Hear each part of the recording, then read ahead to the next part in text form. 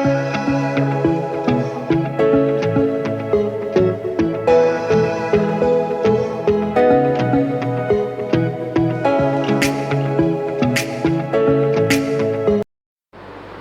वालेकुम students, hope you all are doing well.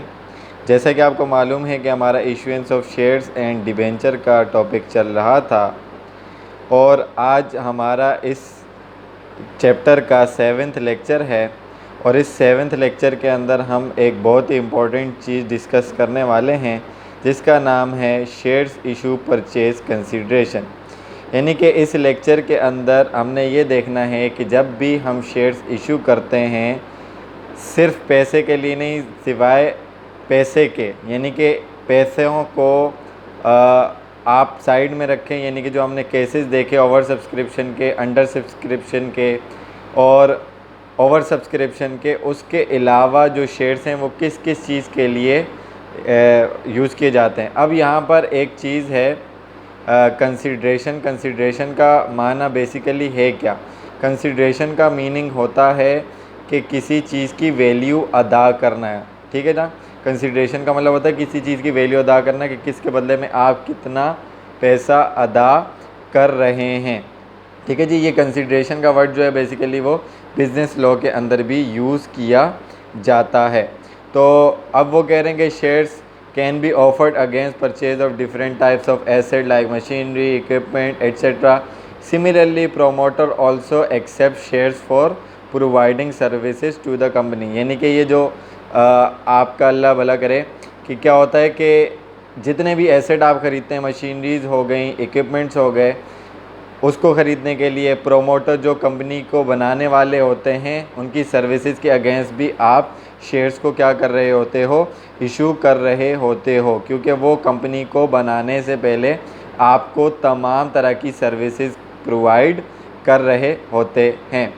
इसके बाद हमने सेकंड पार्ट देखना है एक्वायरिंग आ बिज़नेस अगेंस्ट शेयर कंसिडरेशन। यानी कि एक रनिंग बिज़नेस है, उसको ख़रीदने के लिए जो आप शेयर्स इशू करते हो उसके क्या स्टेप्स आपके सामने मौजूद होंगे। सबसे पहले issue new shares to vendor, जिससे आप ख़रीद रहे हो उसको न्यू शेयर्स आप इशू करोगे। और उसको किस तरीके से आप पता लगाओगे?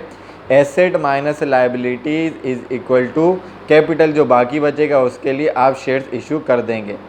अब लाजमी नहीं है कि ये सारा पार्ट जो हो वो किसका हो? शेयर से इशू किया जाए। इसमें आप पार्टली कैश और पार्टली शेयर भी दे सकते हो। यानी कि 60-40 का रेशो रख लिया, 50-50 का रेशो रख लिया, तो इसमें कोई मसले वाली बात नहीं है। इसके अलावा जो दूसरी चीज़ है, जो ख़रीदने वाला है वो इसके अंदर कन्वर्टिबल डिबेंचर और नोट्स पेबल भी इशू कर सकता है। और इसके अंदर ज़्यादातर जो कंडीशंस होती हैं ये बड़े बिजनेसेस में होती हैं, जहाँ पर मर्जर और एक्विजिशन का पार्ट यूज़ किया जाता है। यानी कि दो बड़े बिजनेसेस आपस में आ रहे हैं, मर्ज हो रहे हैं और कंपनी को ख़रीदा जा रहा है, एक बड़ी कंपनी दूसरी कंपनी को एब्जॉर्ब कर रही है, तो इन कंडीशंस के अंदर ये चीज़ अप्लाई होती है। अच्छा जी, अब जब आप बिज़नेस ख़रीदते हैं और उसके अगेंस्ट जो है वो शेयर्स इशू करते हैं तो उसके अंदर कुछ एंट्रीज़ होती हैं। Entries to acquire a running business against share consideration, तो उसके अंदर आपकी 3 तरह की एंट्रीज़ हैं। सबसे पहले आप एसेट ख़रीदेंगे तो एसेट आपका डेबिट हो जाएगा, लाइबिलिटीज़ हैं तो लाइबिलिटीज़ क्रेडिट।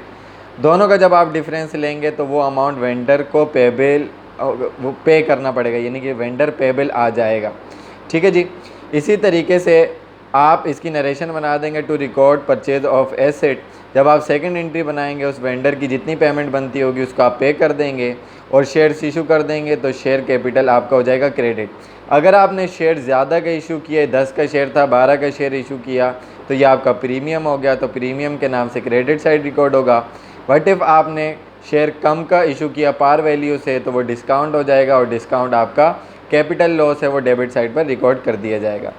इसी तरीके से जब आप अपने प्रोमोटर्स को पेमेंट करते हो, यानी कि जो आपके बिज़नेस को बनाने वाले हैं, वो प्रीलिमिनरी एक्सपेंस के अंदर रिकॉर्ड किया जाता है। प्रीलिमिनरी एक्सपेंस बेसिकली आपका क्या है? एक फ़िक्स एसेट है, फिक्टिशियस एसेट भी इसको कहते हैं, क्योंकि ये वक्तन फ़वक्तन ख़त्म हो जाता है। तो जब आप इसकी पेमेंट करते हो तो ये डेबिट हो जाएगा, शेयर्स इशू करेंगे तो शेयर कैपिटल क्रेडिट हो जाएगा। फिर वही बात कि जब आप शेयर्स को उसकी वैल्यू से ज़्यादा इशू करोगे तो ये प्रीमियम के नाम के साथ क्रेडिट हो जाएगा। कम का इशू करोगे तो ऑर्डिनरी शेयर डिस्काउंट आपका डेबिट हो जाएगा, क्योंकि ये एक कैपिटल लॉस है। तो यहाँ पर आप लिख देंगे to record issuance of shares to promoters. तो ये यहाँ पर आपकी कुछ बेसिक एंट्रीज थी, एक बेसिक कॉन्सेप्ट था। इसके अंदर अगर आपको कोई चीज़ समझ में नहीं आती है या कोई भी चीज़ प्रॉब्लम करती है तो आप कमेंट सेक्शन में क्वेश्चन करके पूछ सकते हैं। कमेंट सेक्शन में और डिस्क्रिप्शन के अंदर मेरा व्हाट्सएप नंबर भी मौजूद होता है, मेरे फेसबुक पेज का लिंक भी मौजूद होता है और इंस्टाग्राम के पेज का लिंक भी मौजूद होता है। तो आप वहाँ पर अपने सवालात के जवाबात हासिल कर सकते हैं।